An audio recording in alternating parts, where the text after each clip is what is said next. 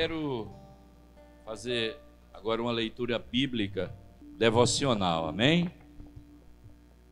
Abacuque, capítulo 3, a partir do versículo 17. Você que está compartilhando conosco, que está cultuando juntamente conosco, você pode abrir a sua Bíblia nesse texto da palavra de Deus, livro do profeta Abacuque, no capítulo 3, a partir do versículo 17, diz assim a palavra do Senhor: porquanto, ainda que a figueira não floresça, nem haja fruto na vide, o produto da oliveira minta, e os campos não produza mantimento, as ovelhas da malhada sejam arrebatadas, e nos currais não haja vacas ou gado. Todavia, eu me alegrarei no Senhor, exultarei o Deus da minha salvação. Aleluia.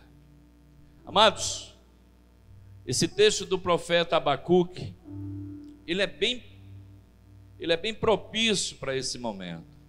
Ele é um texto em que podemos ver em que o profeta, na antiguidade, ele já falava de tempos difíceis e de momentos de grande escassez. Os seus frutos, que as vacas não estivessem mais nos currais, isso trazia ou mostrava uma circunstância totalmente adversa à realidade do momento, em que ele fala sobre isso. Vivemos em tempos parecidos, em que há uma escassez de muitas coisas, em que há uma escassez de muitas áreas das nossas vidas. Mas o que é que o profeta Abacuque diz? Todavia.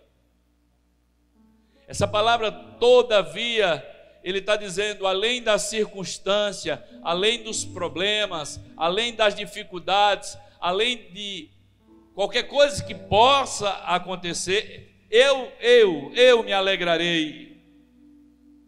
Eu me alegrarei no Senhor. A nossa alegria não pode depender das coisas que acontecem na nossa vida, nessa vida. A nossa alegria não pode depender das circunstâncias dessa vida. A nossa alegria tem que ser no Senhor, para o Senhor e pelo Senhor. Se a nossa alegria estiver baseada naquilo que acontece aqui nessa terra, se a nossa alegria estiver baseada apenas em fatos daqui dessa terra, então só vamos viver momentos de tristeza, porque a Bíblia fala que no final dos tempos muitas coisas horríveis e terríveis irão acontecer. Mas a nossa alegria é como a de Abacuque, é como a do profeta. A nossa alegria é no Senhor. Nós exultaremos ao Deus da nossa salvação. Nós exaltaremos ao Deus que nos salvou pelo seu Filho Jesus Cristo. Talvez você esteja dentro de casa, confinado, já agoniado com essa agoniado com essa quarentena. Não se aperreie, não se desespere, exulte ao Deus da sua salvação, se alegre no Senhor. Talvez você esteja dizendo, mas está muito ruim. Talvez você esteja dizendo, está tudo ficando cada vez mais difícil, e é verdade, você não está pensando errado. Sim, mas você está aí com saúde, você está na sua casa e ainda tem o que comer. Aqui o profeta disse que já estava faltando tudo, não tinha mais vaca no curral, já não tinha fruta, já não tinha as frutas das oliveiras da vida, e as uvas já existiam mais, elas já não produziam, havia uma escassez de muitas coisas. Ele disse, ainda que aconteça essas coisas, eu me alegrarei e exultarei o Deus da minha salvação. Consiga ver algo bom consiga ver algo bom nem que nas coisas, pastor, não, consiga ver algo bom em Deus, na pessoa dele, na pessoa do seu filho, no Espírito Santo que habita dentro de você. Consiga olhar agora para o Senhor, consiga agora confiar nele, que ele vai cuidar de você, da sua casa, da sua família.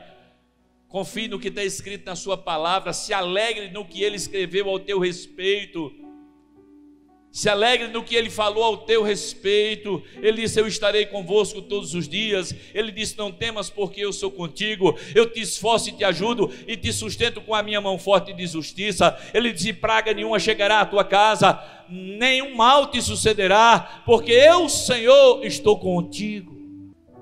É momento de crermos no que está escrito, é momento de acreditar no livro que temos em nossas mãos. Eu me alegrarei no Senhor, eu exultarei o Deus da minha salvação. Aleluia, aleluia. Amém, irmãos? Que essa palavra fique cravada no teu coração. Confia no Senhor. Palavra do Senhor, amados, em 2 de Coríntios capítulo 9, a partir do versículo 6, escrito está. O apóstolo Paulo, na sua carta aos Coríntios, ele nos deixa um ensinamento muito profundo a respeito da semeadura.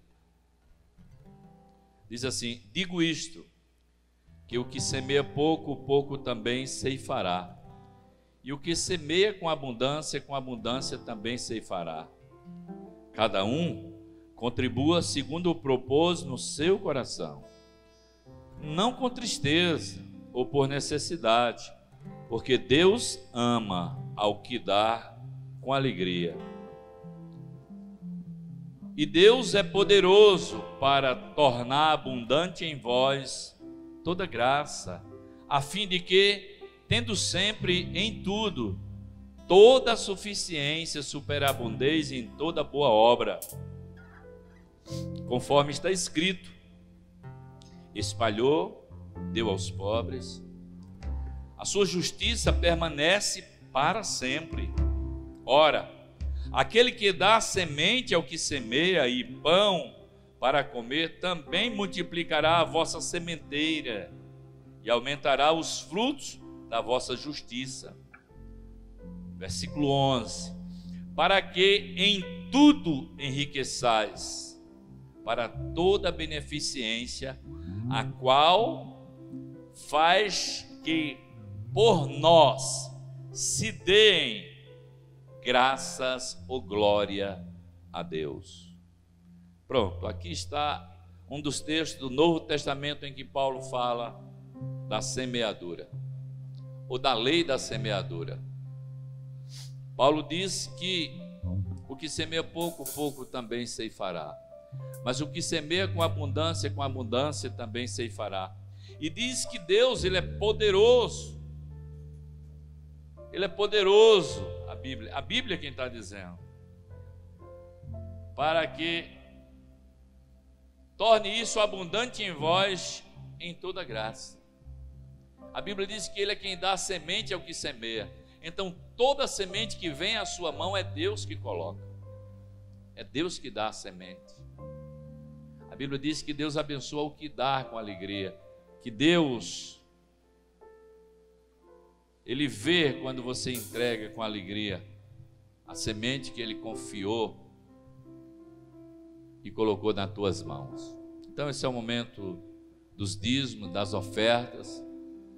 Aonde você estiver agora, onde você nos acompanha, né, pelas redes sociais, eu estou com minha oferta aqui e vou colocá-la. Você pode, aonde você estiver, guardar a sua oferta, depois trazer aqui na igreja. A igreja está aberta durante o dia, mandar trazer, ou vir trazer. Você que é membro da igreja, ou você que é ofertante e quer ofertar nessa obra, Ou depois você pode até procurar a conta da igreja, ver nas redes sociais que está a conta da igreja, para você depositar o seu dízimo e a sua oferta para manter a obra do Senhor. Temos 10 congregações rurais. 10 congregações rurais. Temos 6 igrejas filiais. Temos uma base missionária no México. Tudo isso pregando o Evangelho e levando o Evangelho do Reino. Então que você seja consciente e que você possa semear no reino de Deus para a expansão e para a manutenção da casa do Senhor. Vamos estar ministrando uma palavra do coração de Deus para o seu coração. No final vamos estar fazendo uma oração pela nossa nação, nesse momento de crise, nesse momento de dificuldade, mas cremos que aquilo que oramos aqui tem um Deus no céu que está ouvindo e que responde. Amém? Abra sua Bíblia no livro de Amós, no capítulo de número 4. Amados, você pode deixar aí sua Bíblia no capítulo 4. Mas quando você abre a sua Bíblia no livro de Amós, você vai ver que o profeta Amós, ele foi um profeta usado por Deus para alertar as nações a respeito do tipo de vida em que elas levavam. Deixa a sua Bíblia aberta em Amós 4. Mas quando você abre a sua Bíblia no livro de Amós, no capítulo 1, o tema está lá dizendo ameaças contra diversas nações e contra Judá. No capítulo, amados, no capítulo 3 de Amós, diz os vícios e maldades de Israel, o anúncio de castigo. Isso no capítulo 3. Então você vê que o livro de Amós, ele vem mostrando o juízo e a justiça de Deus sobre as nações e sobre os povos da terra. Quando chega no capítulo 4, se você ler o versículo 12, apenas o versículo 12, depois eu vou ler outro texto, você vê o que é que Deus, através do seu profeta, está falando às nações e ao povo de Israel. Amós, capítulo 4, versículo 12, diz assim: portanto assim te farei, ó Israel, e porque assim te farei. Prepara-te, ó Israel, para te encontrar com o teu Deus. Deus pede a Israel uma preparação. Deus adverte Israel de uma preparação. E quando você olha para esse texto e você diz: não, pastor, mas isso aí está literalmente ligado a Israel. Se você voltar para o capítulo 1 de Amós, a ameaça contra diversas nações. Mas ali estava se referindo a Israel, mas a ameaça de Deus era contra as nações e contra Judá. É isso que está dizendo? Que Judá que representa a nação de Israel. Então é uma advertência a todas as nações, a todas as pessoas que existem no planeta Terra. E por que é que Deus estava advertindo Israel? E estava dizendo: olha, se prepara, te prepara para se encontrar comigo, prepara-te para te encontrar com o teu Deus. É isso que está sendo dito pelo profeta. E é diferente hoje em que Deus pede de nós uma preparação. Deus exige de nós que estejamos preparados para se encontrar com Ele. Prepare-te, ó Israel, para te encontrar com o teu Deus. Não quero ler o capítulo 4 todo, mas eu quero ler do versículo 10, para que você entenda por que Deus estava falando isso e por que o profeta estava sendo usado como voz de Deus para repreender a terra e a nação de Israel a respeito dessas coisas. Versículo 10. Veja o que é que diz Amós 4:10. Enviei o quê? A peste contra quem? Contra vós. A maneira do Egito, ou seja, da mesma forma do Egito. Enviei a peste contra vós, a maneira do Egito.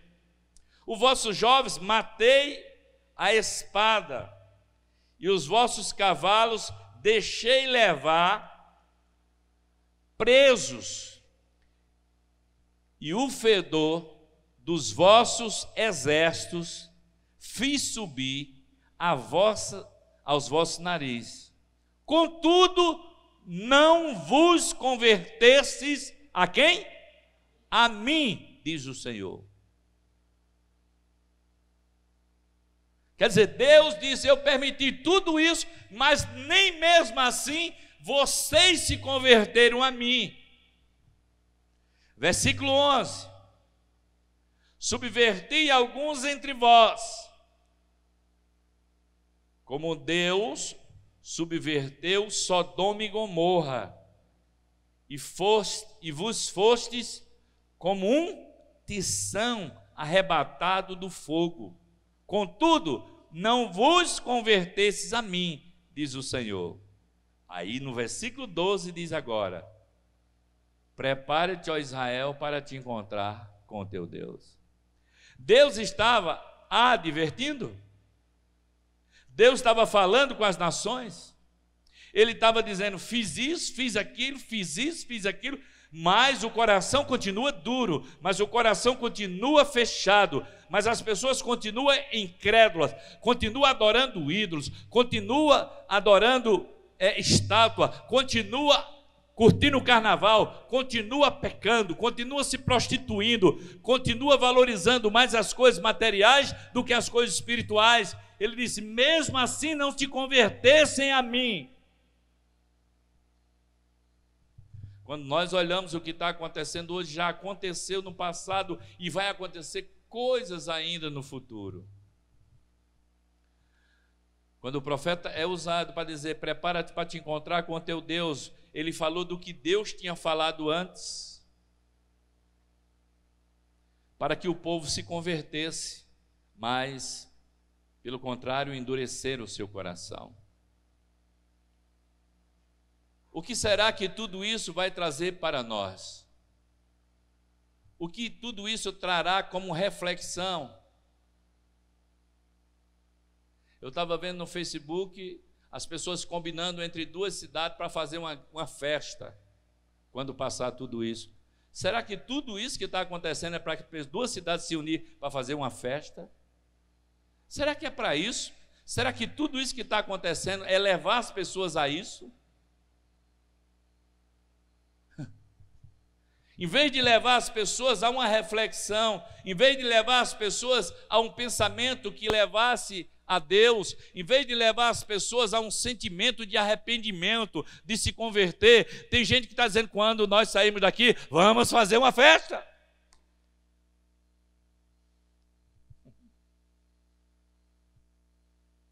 Como que festa é que alimenta essas pessoas? Já estão sofrendo as consequências dessas coisas e ainda querem fazer mais. Como Deus adverte aqui, eu fiz, mas vocês não se converteram. Ele diz, eu fiz de novo isso, mas vocês não se converteram. Não se converteram a mim, diz o Senhor. Você que está me ouvindo, você que está agora ouvindo essa palavra, não estou pregando uma palavra minha, não estou falando de mim, eu estou falando daquilo que está escrito, você pode olhar. Quando Deus diz, prepara-te, ó Israel, para te encontrar com o teu Deus, Ele está pedindo para que haja em nós uma preparação. Que preparação é essa, pastor? Quero falar 3 coisas sobre essa preparação. Primeiro, você precisa conscientizar-se de que você é um pecador. E um pecador, ele não pode se preparar por si mesmo. A Bíblia diz que todos pecaram e porque pecaram foram destituídos da glória de Deus. Eu não posso fazer nada para livrar do meu pecado.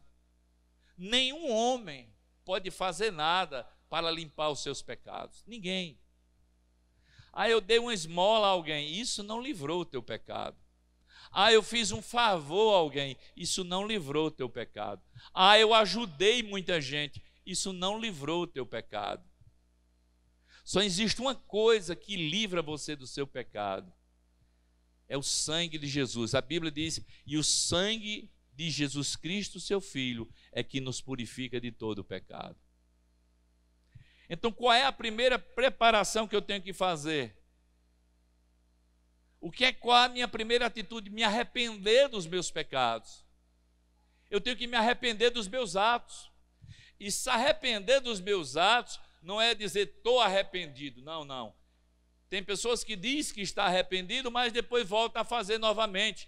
O que é o verdadeiro arrependimento? Uma mudança de atitude. Isso é o verdadeiro arrependimento. O verdadeiro arrependimento é uma conversão logo em seguida, pela mudança de atitude.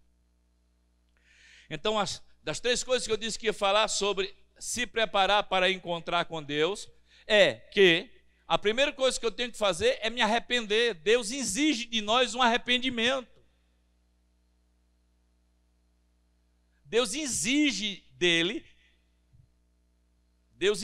de nós um arrependimento da parte dele. Ele exige isso de nós. Ninguém pode se apresentar a ele em salvação sem arrependimento. Você pode apresentar-se a ele sem arrependimento, mas para a condenação, não para a salvação. Diante de Deus, todos os homens vão se apresentar, só que uns vão ficar do lado direito e outros vão ficar do lado esquerdo. Os que vão ficar do lado direito, ele vai dizer, benditos de meu Pai, vinde a mim, e gozai comigo o reino eterno. Os que vão ficar do lado esquerdo, ele vai dizer, apartai de mim, maldito, que eu não vos conheço. O teu lugar é com o diabo e seus demônios. Então Deus, ele está falando aqui de uma preparação para que você esteja diante dele em estado de salvação, como salvo. E para o homem ser salvo, ele tem que se converter. Tem que se converter. Não existe salvação sem convenção. Não existe salvação sem o homem se converter e sem se arrepender dos seus pecados.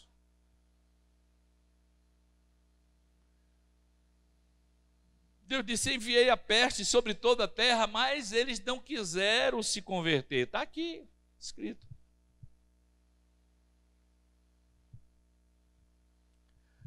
Então a primeira coisa é você se arrepender dos seus pecados. A segunda coisa é você nascer de novo. Você precisa nascer da água e do Espírito. Jesus disse isso a Nicodemos. Aquele que não nascer da água e do Espírito não pode ver e nem pode entrar no reino de Deus. É as duas coisas de quem não nasceu da água e do Espírito não pode acontecer na sua vida. Ele não pode ver o que está acontecendo nas coisas do reino e ele não pode entrar no reino. Não é eu que digo, é só você ler João capítulo 3. Aquele que não nascer de novo, aquele que não nascer da água e do Espírito, ele não pode entrar e ele não pode ver o reino de Deus. Então você precisa se arrepender dos seus pecados, você precisa nascer de novo. E o que é que te faz nascer de novo? A sua confissão em Jesus Cristo. Essa é a terceira coisa. Quando você chega para Jesus e diz assim, eu me arrependo dos meus pecados, eu quero nascer de novo porque eu quero ter uma nova vida, e você aceita Ele como o único e suficiente Salvador da sua vida. Quando você confessa Ele como o único e suficiente Salvador, você não precisa mais de nenhum ídolo, você não precisa de mais nenhum santo, você não precisa mais de nada, você precisa unicamente dEle. Ele é único.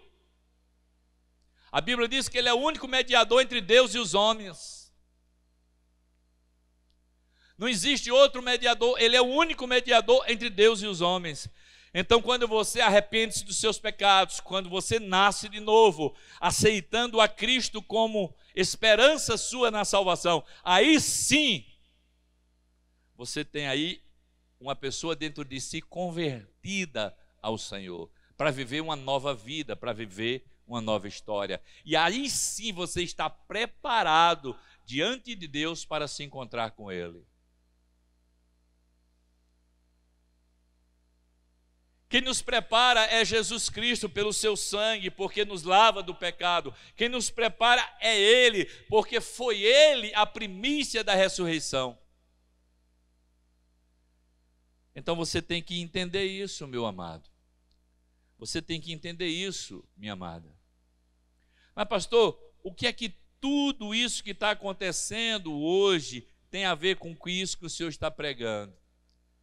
Será que você não consegue enxergar quando Deus diz no versículo 10 do livro de Amós que Ele enviou a peste para que os homens entendessem, como Ele mandou no Egito para que se convertesse, era para que as pessoas se alertassem para se preparar para encontrar com Ele, como Amós diz nesse texto. Que haja uma preparação no mundo, porque o Filho de Deus está voltando. Que haja uma preparação na terra, em toda a terra, porque o Filho de Deus está voltando. Ele disse os sinais que aconteceria, ele disse que as coisas iam acontecer, e tudo que ele falou até hoje se cumpriu. E a sua volta também vai se cumprir. A Bíblia diz que a igreja vai ser tirada dessa terra, vai ser levada, o Espírito Santo vai entregar ao Senhor. E esse mundo ficará sob um período de 7 anos de grande tribulação. Deus não quer que você esteja nessa situação. Deus quer que você esteja preparado para se encontrar com o seu Deus. Talvez você esteja ouvindo essa mensagem e diga, pastor, o que é que eu tenho que fazer? Eu quero te falar o que fazer.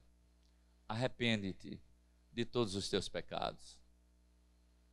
Aceite que o Espírito Santo te convença de que você é um pecador. Aceite que o Espírito Santo lhe mostre que você pecou e que você falhou e que você precisa reconhecer esse erro para poder Deus trabalhar na sua vida. Não justifique, não condene as outras pessoas porque fizeram atos maiores do que o seu. Não, arrependa-se. Aonde você estiver, arrependa-se. Porque o que Deus quer da humanidade é apenas arrependimento.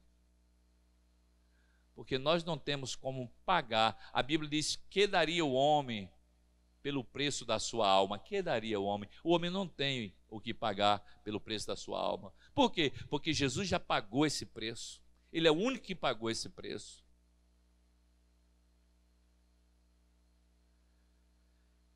Pastor, o que é que eu tenho que fazer no meio dessa angústia? O que é que eu tenho que fazer no meio dessa dor? O que é que eu tenho que fazer no meio desse sofrimento? Arrependa-se.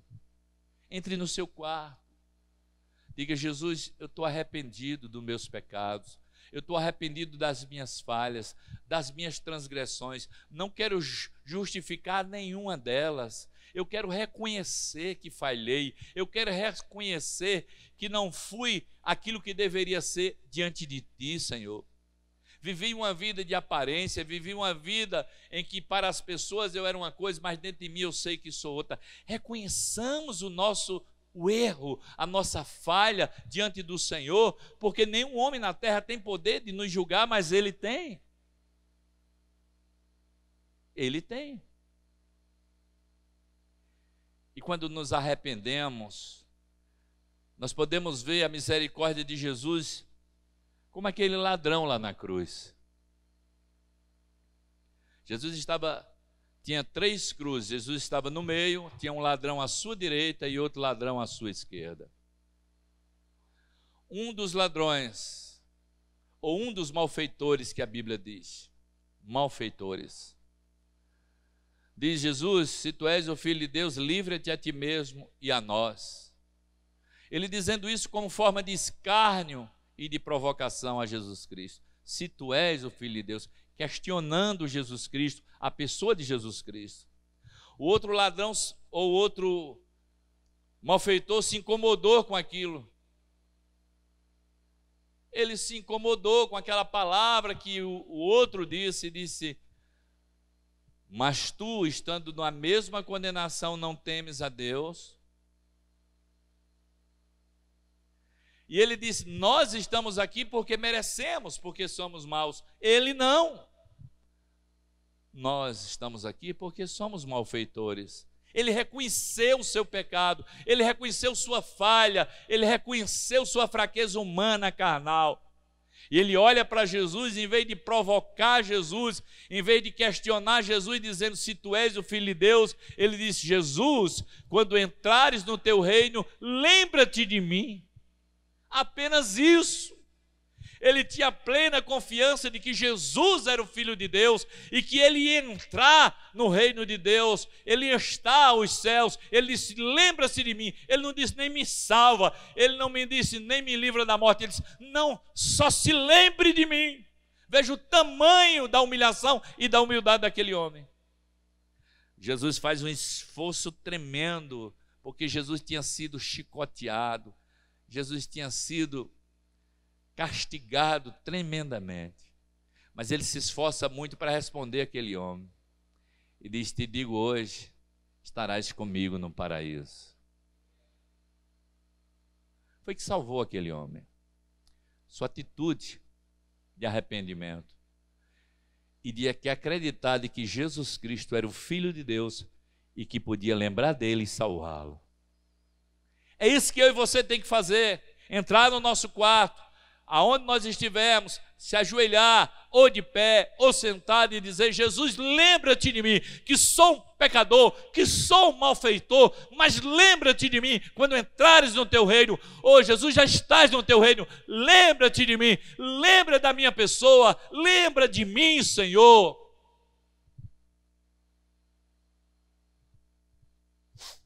E a partir de então, amados, aquele homem não teve a oportunidade que eu e você tem de estar de pé e de mudar a nossa posição de fazer as coisas. Ele foi morto, ali mesmo morreu, mas a Bíblia diz que ele ascendeu aos céus. Mas eu e você tem ainda a oportunidade de fazer algo para Deus, de trabalhar para Deus, de viver para Deus, de testemunhar das coisas de Deus e de testificar das coisas de Deus, fazendo tudo diferente do que fazia antes.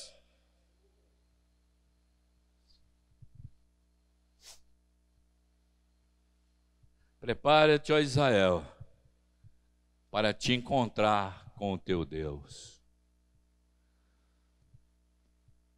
Será que não é tempo de você refletir? Será que não é tempo do mundo refletir? Será que não é tempo do Brasil refletir?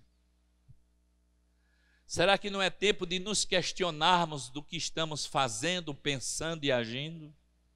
Eu creio que é. Eu creio que é um tempo de reflexão, porque Deus botou todo mundo dentro de casa. Deus botou todo mundo para pensar, Deus botou todo mundo para refletir. Talvez você diga, não, pastor, foram os governos que botaram, sim, com a permissão de Deus.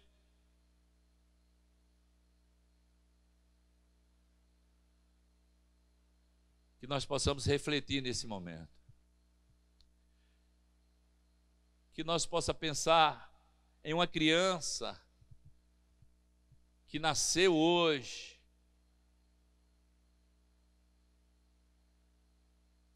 que a gente possa ser um exemplo para que ela seja uma criança, se torne um adolescente, se torne um jovem melhor amanhã, pelo nosso exemplo. Que você que é pai seja um exemplo ao seu filho, você que é mãe seja um exemplo à sua filha. Você que é uma esposa, seja um exemplo ao seu marido. Você que é marido, seja um exemplo para a sua esposa. É tempo de reflexão. Você que é empregado, seja um exemplo ao seu patrão. Você que é patrão, seja um exemplo para os seus empregados. É tempo de reflexão. É tempo de pensar. Os lugares mais bonitos da terra não estão sendo mais visitados. O planeta parou. Os aviões mais caros, mais sofisticados, estão tudo aterrissados nos aeroportos. Parou tudo. Os homens cheios de poder, de dinheiro, de riqueza e de fama estão tudo trancados com medo de morrer. O que é isso? Por que isso? Tem que se fazer essa pergunta. Por que isso? Para que isso? O que é que está acontecendo? Prepara-te, ó Israel, para te encontrar com teu Deus. Está próxima a vinda do Filho do Homem. Está próxima a vinda do Filho de Deus.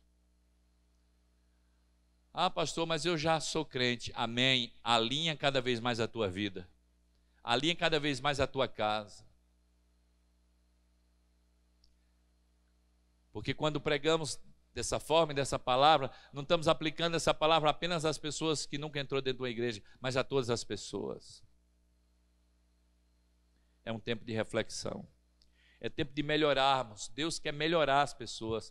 Deus quer que as pessoas se tornem mais sensíveis e que possa olhar para outras pessoas, entendendo que do seu lado está um ser humano, sem que ninguém se julgue maior ou mais poderoso do que ninguém. Nessa hora Deus nivela todo mundo.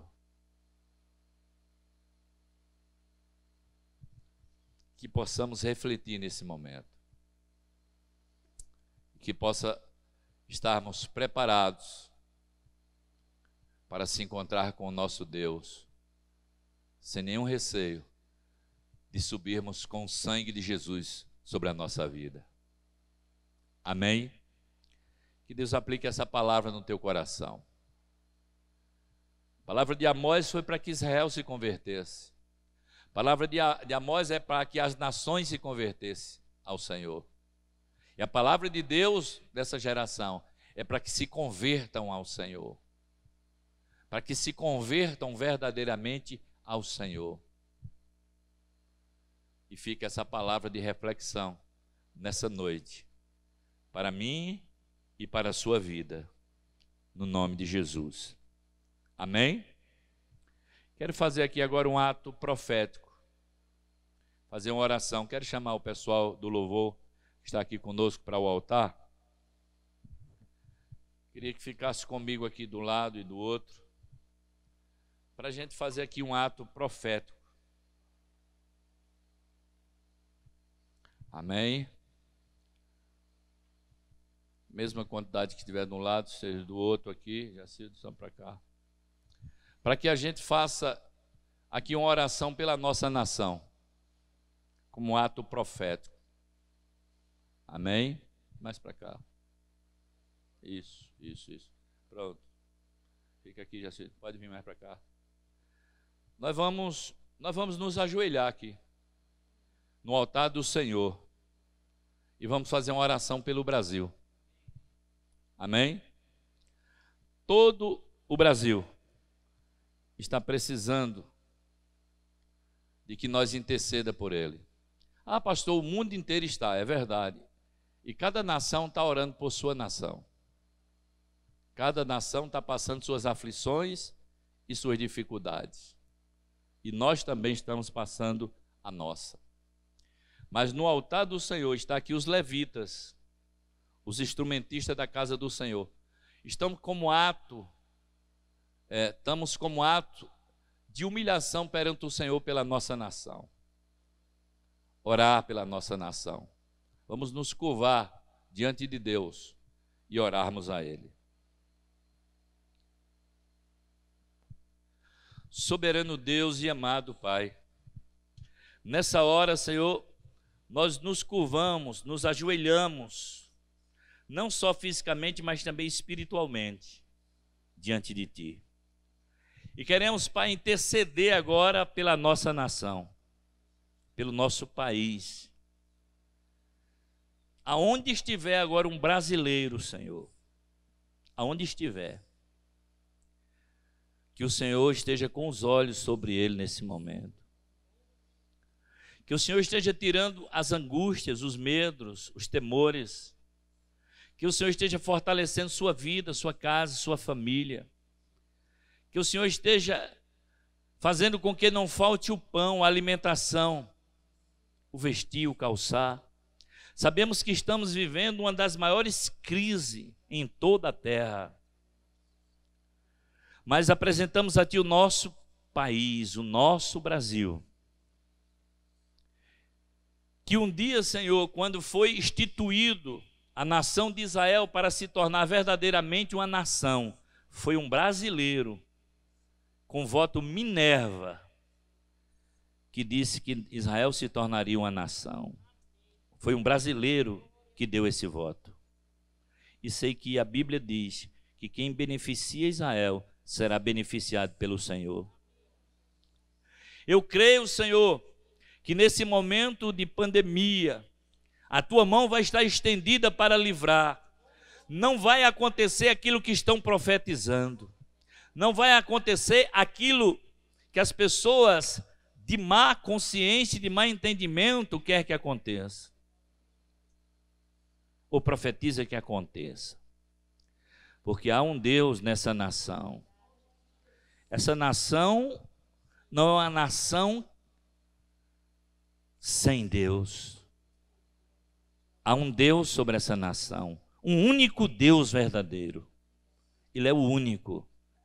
Ele é o Senhor. Ele é o Senhor dos exércitos. Ele é o Todo-Poderoso. Pai, também nessa hora te coloco diante de Ti a autoridade máxima do nosso país, que é o presidente da República. A sua família, a sua esposa, os seus filhos, os seus ministros, aqueles que cooperam com ele na administração do país. Coloco, Senhor, o presidente da República nas Tuas mãos, para que o Senhor o fortaleça, para que o Senhor dê a ele sabedoria, equilíbrio, tudo e todas as posições a ser tomadas, Senhor, seja dirigida por Ti para o louvor da Tua glória. Sabemos que há uma pressão do inferno contra a vida daquele homem nesse momento. Mas o Teu Espírito Santo, Ele é o Consolador. Que o Espírito Santo esteja sobre a vida dele, lhe ensinando, lhe dando sabedoria, cobrindo ele. Que o Senhor esteja protegendo, guardando, fazendo com que ele possa governar com justiça essa nação. Sabemos que não é um homem perfeito, porque na terra não existe ninguém perfeito. Sabemos que não é uma pessoa que apenas acerta, mas que também erra, assim como nós. Mas que o Senhor esteja com a Tua mão sobre ele, para que ele governe essa nação com justiça, com sabedoria. Sabemos que o seu coração tem sido bombardeado, a sua mente, que uma pessoa sem fé já tinha perdido o equilíbrio, mas que o Senhor cubra ele com o Teu sangue. Proteja a sua casa, a sua família, e dê a ele, Senhor, a sabedoria para governar essa nação. Coloco o presidente da República nas Tuas mãos, Senhor, para que o Senhor o abençoe, proteja e livre de todo o mal. É assim que nós Te oramos, é assim que nós Te agradecemos, Pai, no poderoso nome de Jesus. Amém e graças a Deus. Amém? Deus abençoe a todos. Glória a Deus. Amados, espero que essa palavra tenha abençoado a tua vida, a tua casa, a tua família. Espero que você tenha orado conosco nessa oração pelas autoridades constituídas, que você possa ter sido abençoado por essa palavra. Deus abençoe a você que está ligado conosco. Deus abençoe sua casa, sua vida, sua família. Quero profetizar que o sangue do Cordeiro está nos umbrais da porta da tua casa. Quero profetizar que quando você sai de casa para o trabalho, o sangue vai com você, não fica na porta da sua casa. Você está protegido, guardado e selado no Senhor. Quero profetizar a bênção de Deus sobre a tua vida, sobre a tua casa e sobre a tua família. Receba a bênção apostólica. Que a graça do nosso Senhor Jesus Cristo, o amor de Deus, o nosso eterno Pai, a comunhão e as consolações do Espírito Santo seja com o povo de Deus que aqui está e também espalhado na face da terra. Se Deus é por nós, a palavra de Deus está acima, Jesus é forte. Salva de palma para Ele.